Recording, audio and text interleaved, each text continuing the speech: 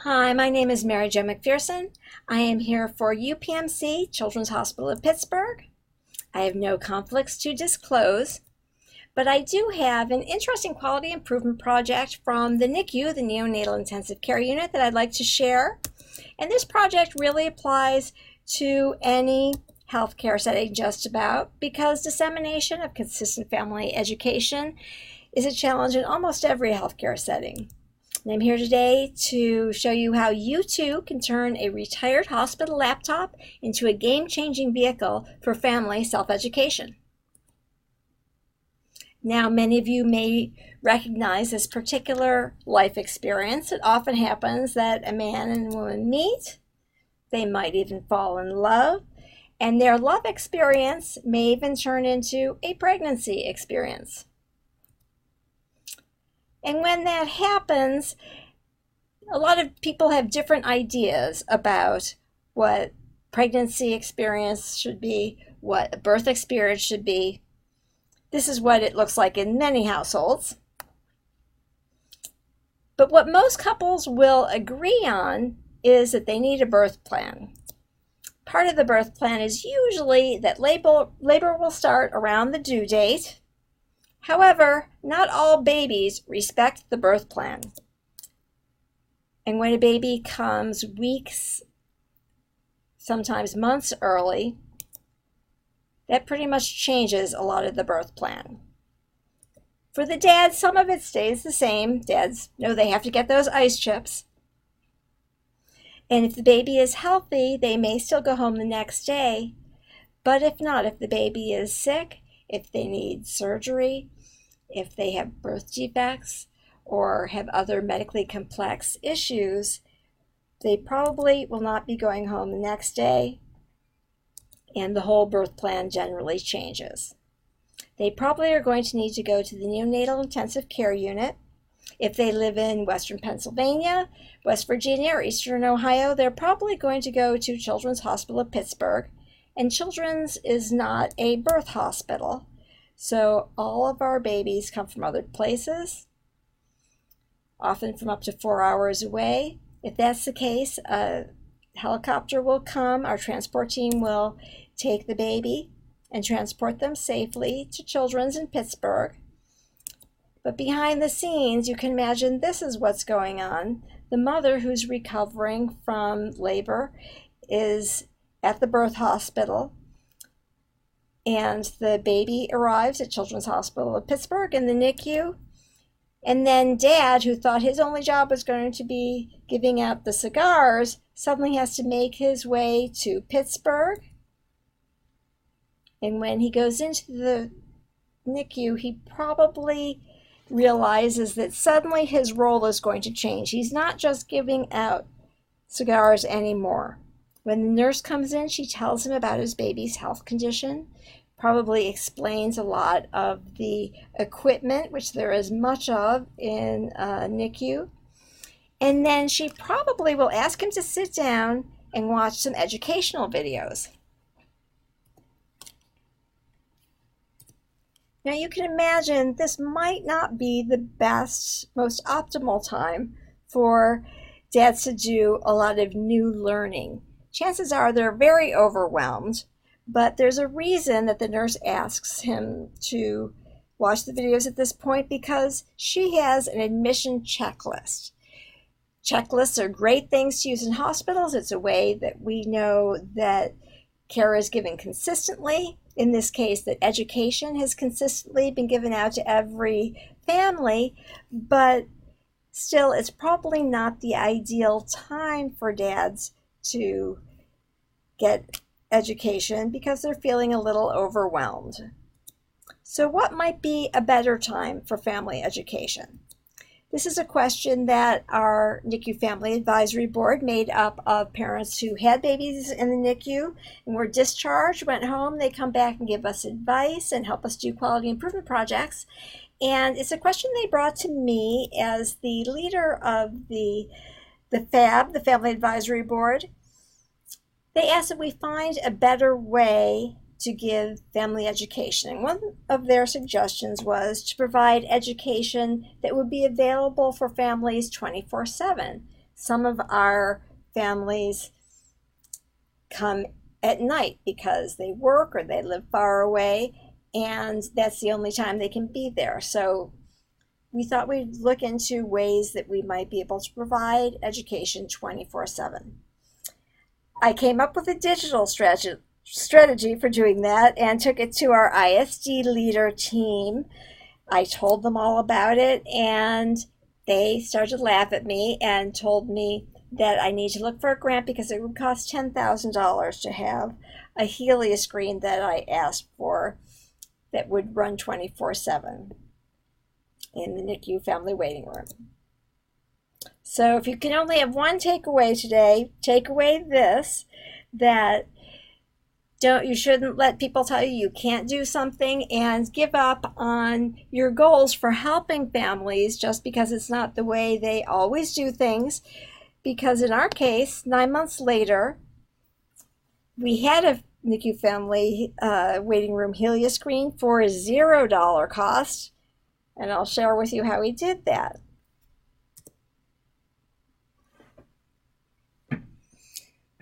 So we partnered with some less senior ISD team members, and they clued us in to the fact that there is a storage room for old retired hospital assets, such as this television screen that was used earlier and now doesn't really fit with the rest of the system. So we used that along with a retired laptop that one of the medical teams had been using, and it didn't need to have a lot of bandwidth, just enough to run a continuous loop PowerPoint. We also found a podium that had been abandoned and asked our friends in facilities maintenance if they could make us a door. They put a lock on the door and cut a hole in the back as a power source so we could keep the laptop stored underneath this podium right next to the screen. They put in a vent to vent out heat out the side and some holes to run some cables up to the television set. So we could lock the laptop into the podium, and then the podium was also used for surveys because, of course, once we had our system in place, we needed to check and make sure that this was a viable option, effective for delivering family education.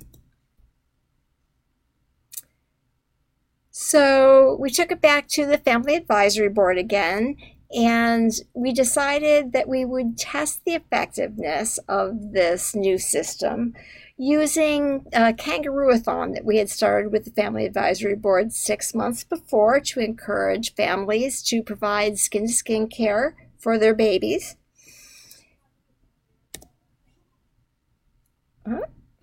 And one of the things we wanted to test for was to find out if the Helia screen would be a good source for family learning.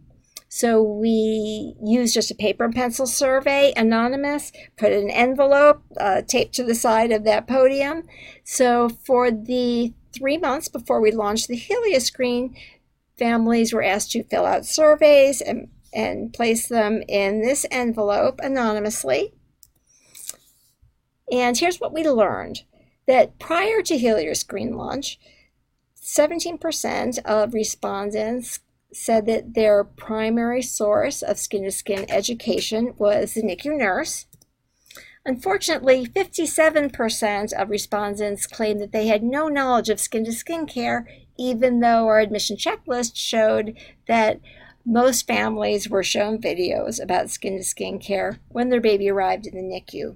But as we suspected, they seem to have been too overwhelmed to take in the education at that point. So once we launched the Helia screen, we surveyed for 6 more months and learned that still 12% of the respondents claimed that their primary source of education was the NICU nurse, not unlike pre-Helia screen times. But after we launched the Helia screen, 82% of respondents named the Helia screen as their primary source of skin-to-skin education. So it appeared that the Helia screen was an effective way to deliver this education. And then we also wanted to test comprehension of the education, because families might say that the Haley screen is their primary source of education, but how well were they understanding the information that was delivered without audio on this 24/7 continuous loop? There were a lot of cute pictures of kangaroos on it. We weren't sure if they were really learning or just aware of what skin-to-skin care was. So as part of the survey, we asked parents questions, and we determined comprehension as being answering 4 out of 4 questions correctly. And here's what we found. The orange line here, we said before, for the 3 months before we launched the Helia screen, 57% average of the family said they had no knowledge of what skin-to-skin care was. And then of the other part of the families who did identify that they had some knowledge of skin-to-skin care, 42% got 4 out of 4 correct answers to the test. And then once we launched the Helia screen, that number really flipped. The families that said they had no knowledge, that went down to almost 0%. It was actually 1%. One person said they still didn't know what skin-to-skin care was, but 99% said that they did. And out of that 99%, that 124 other respondents, 88% received 4 out of 4 correct answers on their tests. So it was a pretty good indication that not only were families utilizing the Helia screen, but they also were comprehending the education that we were delivering in that way.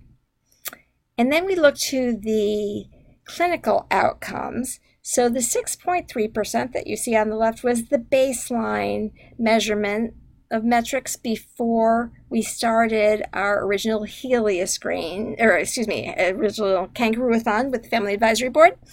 And after we launched that, we had a nice bump up to 19.3% of families on average were providing skin-to-skin care for their infants.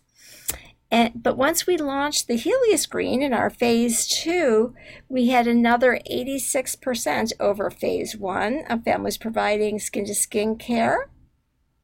And one of our objectives as a Family Advisory Board was to include dads in care of their babies and providing skin-to-skin care in the NICU, because dads are kind of the leftover people in the NICU. They're kind of left out of a lot. Everyone focuses on how the baby's doing and how mom's doing emotionally and pumping breast milk, but we kind of leave dads out of a lot. So we wanted to include them. And it turns out that digital self-education, according to literature, can increase parental activation, particularly for males and millennials, which is our population demographic. And as it turns out, the Helia screen really did give us a nice bump. We had a 500% increase in paternal participation over phase 1 once we launched the Helia screen.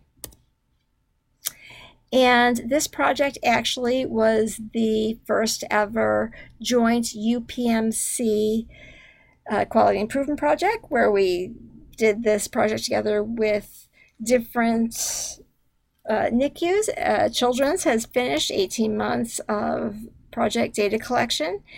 Our NICU at Hammett in Erie, Pennsylvania launched their Helia screen and Kangaroo-a-thon in November of 2018. They completed in February with a 64% increase in parents providing skin-to-skin care. McGee Women's Hospital is now collecting baseline metrics, and next will be UPMC Mercy Hospital. So thank you for listening to this presentation. Again, my name is Mary Jo McPherson. Here is my email address. If you're interested in having a Helia screen at your center, please reach out. I'd be glad to help. Thanks a lot, everybody. Also included are my presenter notes, which are attached to my passport submission as well. These notes were actually made for not only myself, but broken into two parts. The blue is supposed to be delivered, the beginning part of our presentation, by one of our NICU Family Advisory Board parents. Unfortunately, her children have been sick all week this week, so she couldn't participate. In the yellow are the parts that I will plan on doing for our presentation in September. Thanks for listening.